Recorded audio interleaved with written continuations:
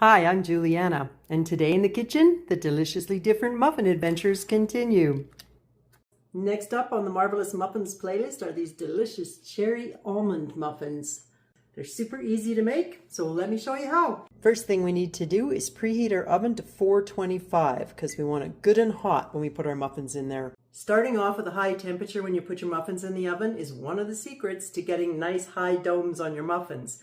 Another secret to getting nice high domes on your muffins is to use something like these bakery wraps. You can make this recipe where you just spray non-stick in the regular tin or use paper liners, but these are super easy to make. I put a link in the description that shows you how to make them. It's at the end of one of my other videos, or you can buy them on Amazon, and I put a link to that in the description too. For our dry ingredients, I'm just going to put mine in one of these old school, old-fashioned sifters. If you don't have one of those, you can just use a sieve, and if you don't even have one of those, you can put it all in a bowl and whip it up with a fork, because the idea is you just want to get a little bit of air in it.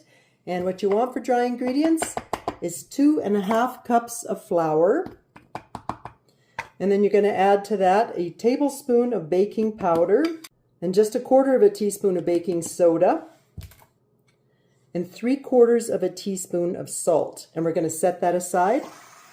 Next up, we have a little scullery duty. Not too much on these ones, but you want 2/3 cup of sliced almonds. I don't recommend slicing your own almonds, just buy them ready sliced.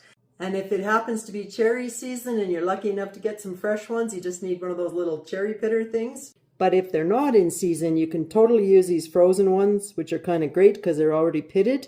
And you can cut them with gloves on, but my other favorite kitchen hack is just use a little bit of olive oil on your hands, kind of like Mother Nature's natural hand cream, and that just helps create a barrier so that you don't stain your hands all red. And you can see these are kind of big, so I'm going to cut them into about quarter-size pieces, or maybe smaller. This is a really huge cherry. The idea is you just want pieces that are kind of close to the size of blueberries, and we're going to need 2 cups of those. And see? I have no cherry stains on my hand. That olive oil is a great hack. So onto our wet ingredients. In a large bowl, you want to have 2 eggs, and then we're going to add 1 cup of sugar. And some of you are going, wait a minute, that doesn't look like a wet ingredient. But the thing about sugar is that when you mix it with something wet, it liquefies. So that's why it ends up with the wet ingredients. And for this stage, I like to use a whisk to mix it all together. And we got a few more wet ingredients to add to this. You also want to add 1/2 cup of oil, and I'm using olive oil, my go-to oil in the kitchen. And then you want to add 1.5 teaspoons of almond extract. It makes such a difference. It's like the muffins become so decadent. I mean, I love vanilla, but try almond extract and you're going to want to use it more often. And it's easiest if you mix each one of these ingredients in, blend it in well before you add the next one. We've got 2 more to go. Next one up is 1/3 cup of sour cream. And when it comes to sour cream and baking, you want to use the full fat. And then the last wet ingredient is 2/3 cup of whole milk. In this case, if you don't happen to have whole milk, don't sweat it, just use whatever milk you've got.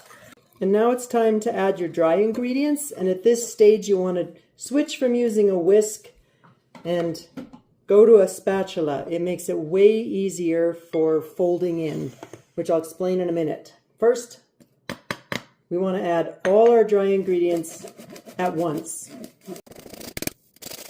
And then we're going to fold it in, and what that means is you just go up and around, down to the bottom of the bowl, up and around with your spatula like this. The idea is we don't want to over-mix. That's another secret to making awesome muffins. If you only mix it just enough for the dry ingredients to be absorbed into the wet, that helps them stay fluffy. So just give it a couple of good folds till it's almost blended. And then we want to add our almonds and our cherries. And then gently fold those in. And again, you only want to stir it enough for them to be blended and the flour to be all absorbed. And then it's time to fill our muffin tins. If you happen to have one of those ice cream scoops, I still haven't broken down and bought one. I'm doing old school with a spoon and a spatula. As you can see, it still works fine, but if you have one of those ice cream scoops, it does the quick release. They are awesome for this task. And then if you feel like you have one or two that didn't get enough cherries, I always like to have a couple extra at the ready and pop them on top. If you happen to have a little bit of extra almond, sprinkle a bit on top of each one. Kind of adds that extra bakery style fanciness to them. And the last little tip on the bakery style fancy department would be to sprinkle just a little bit of sugar on top of each one.